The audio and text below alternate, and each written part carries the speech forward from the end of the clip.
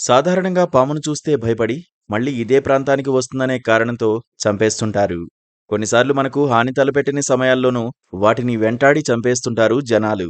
కానీ కర్ణాటకలోని బెళగావి జిల్లాలో ఓ కుటుంబం చేసిన పని ఆశ్చర్యం కలిగిస్తోంది. కన్నకుమారుడిని కాటేసి చంపిన పాము కంటబడ్డా దానిని పెద్ద మనసుతో క్షమించింది ఆ బాలుడి కుటుంబం.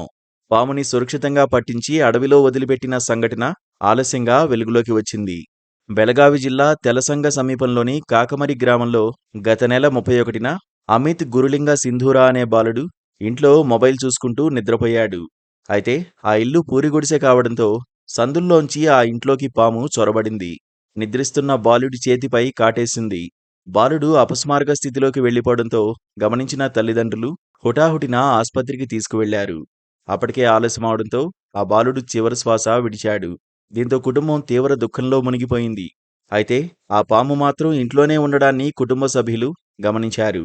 అయినప్పటికీ దానికి వారు ఎలాంటి హాని తలపెట్టాలని అనుకోలేదు. బాలుడి అంత్యక్రియలు జరిపిన తర్వాత పాములు పట్టేవారిని పిలిపించి దాన్ని పట్టుకున్నారు. ఆ పాముని చంపేయకుండా అడవిలో వదిలేయాలని సూచించారు. బాలుడిని కాటేసిన పామును సాధారణంగా ఎవరైనా అయితే ప్రతీకారంతో చంపేసేవారు. కానీ అడవిలో వదిలిపెట్టడం ద్వారా వారి గొప్ప మనసును చాటుకున్నారు. ఈ వార్త ఇప్పుడు సోషల్ మీడియాలో వైరల్‌గా మారింది.